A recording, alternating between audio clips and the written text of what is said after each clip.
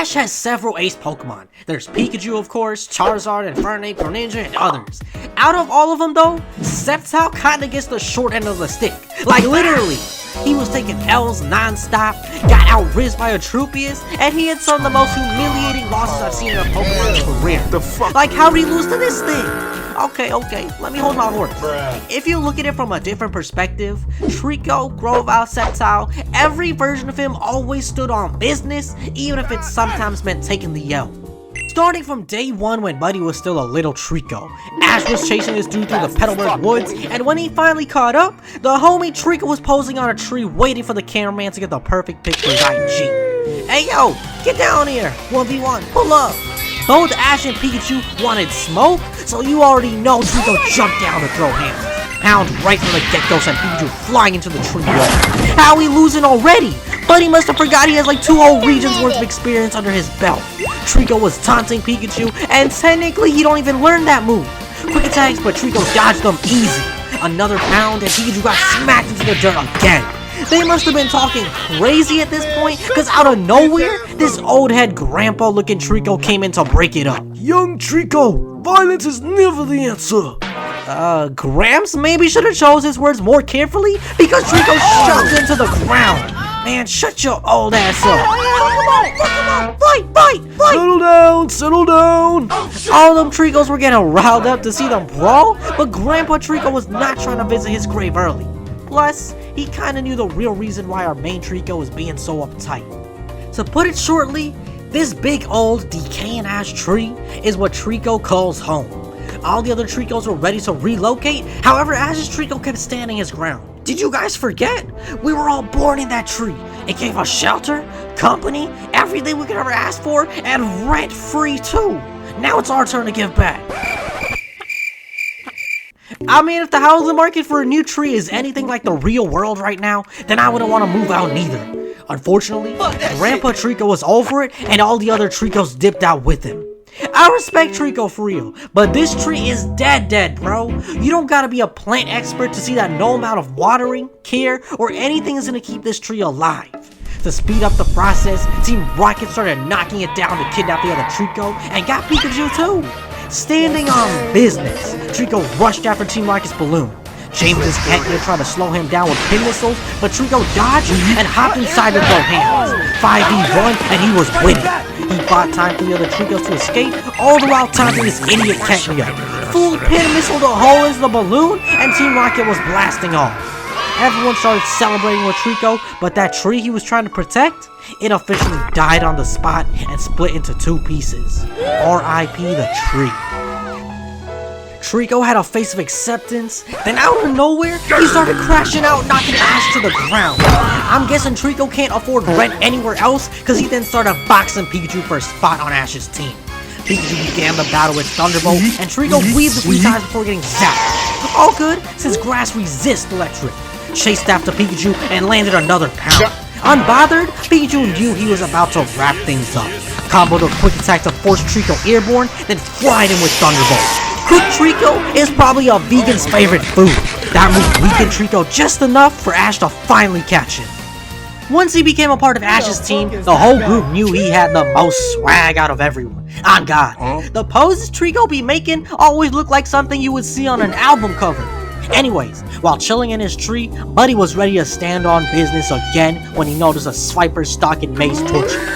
I don't blame him, cause that's the only way to get fried chicken in the Pokemon universe. Swiper was about to devour Torchic, but Treecko cut him off, jumped in, and literally stood on business. In real life, a snake versus gecko ain't even close.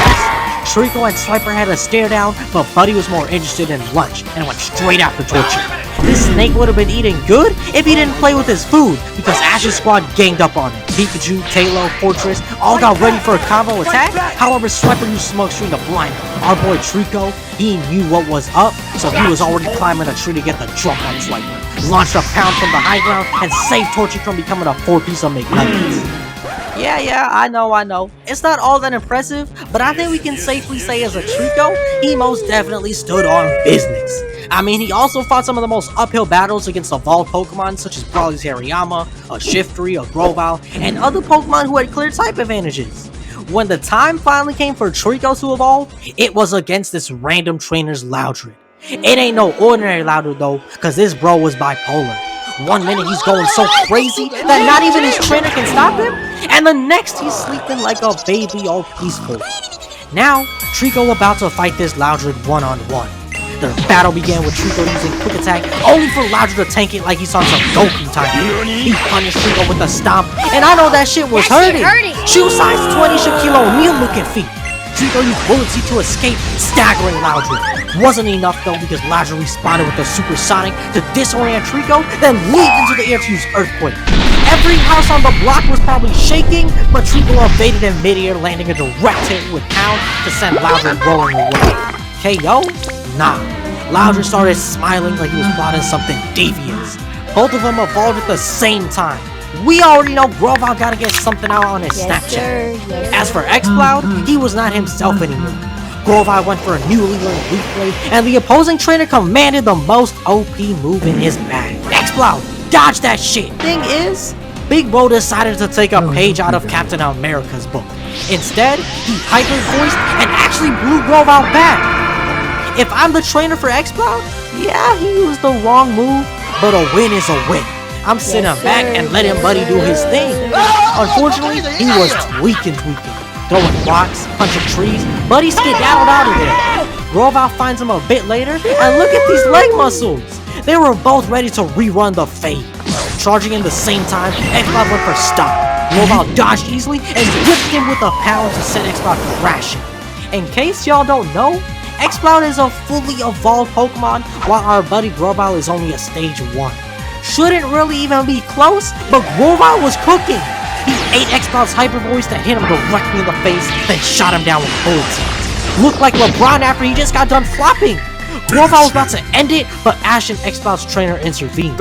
If the battle had continued for reals, Grovyle wins that easily.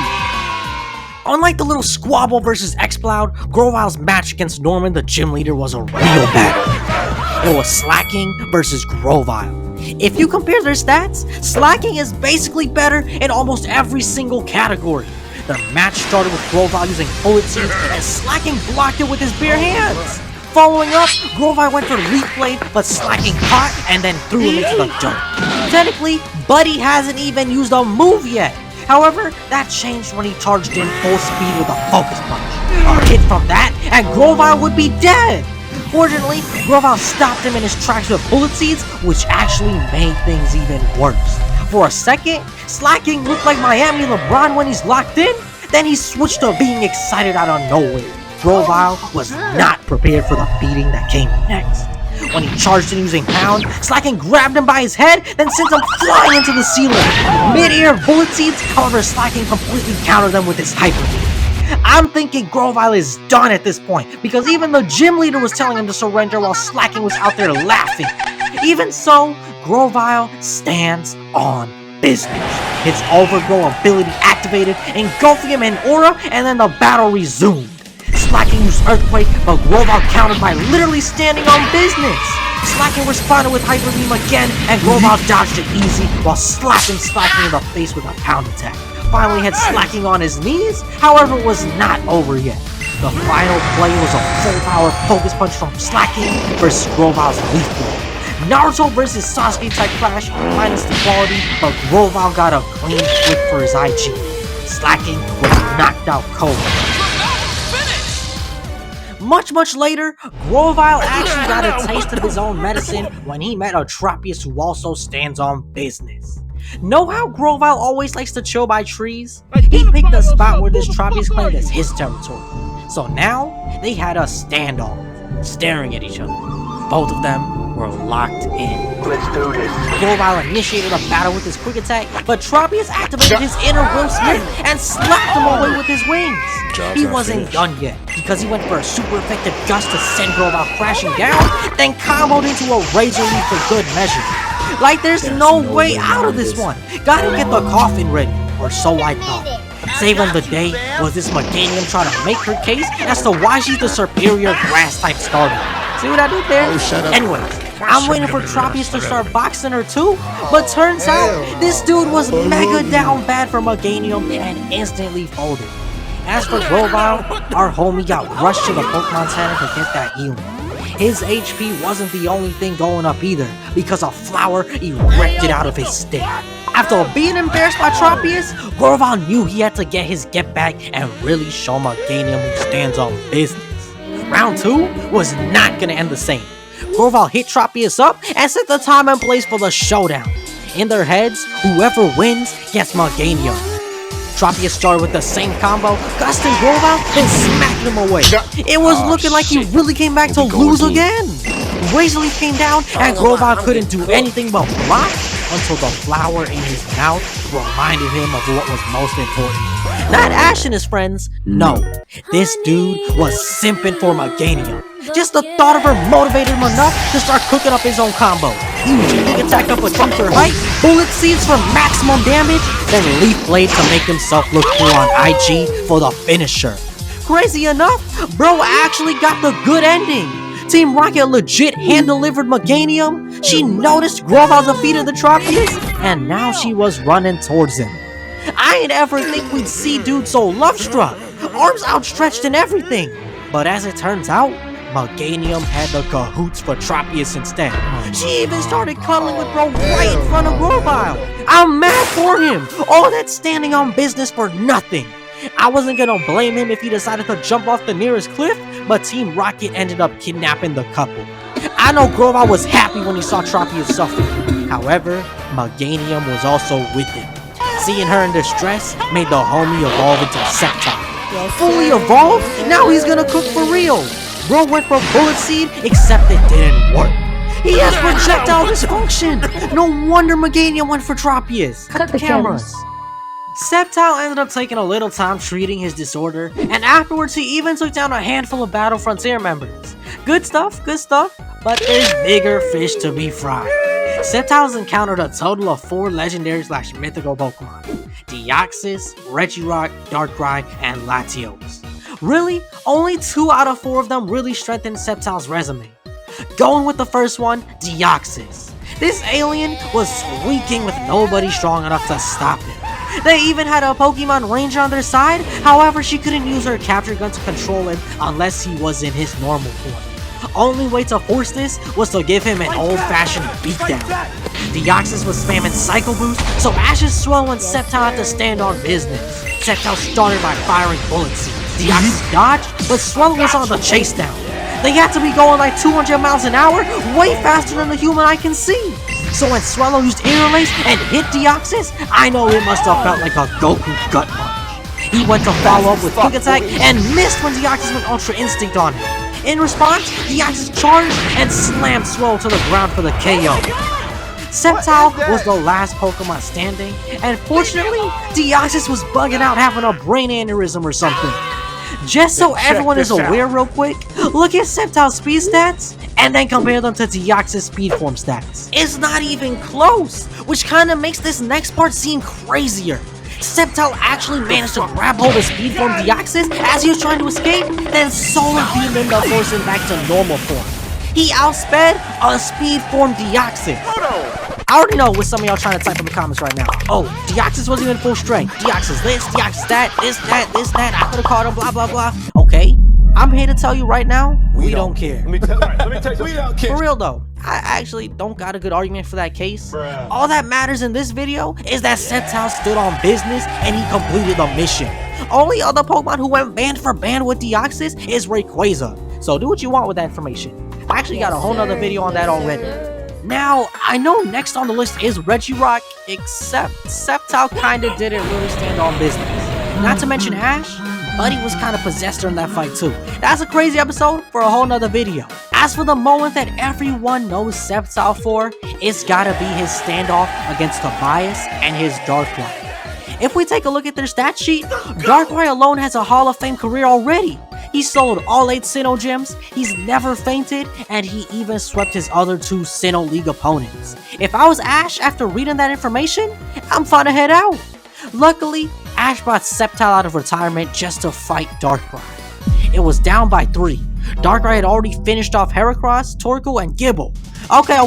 First off, I know people are gonna try to argue that Darkrai was probably weak at this point, just to downplay how strong Sceptile is. So, let me whip out the calculator. After defeating Heracross, Darkrai should be near, if not at max health, because he one-shotted him with Dream Eater. In case you don't know, Dream Eater can be used to recover HP.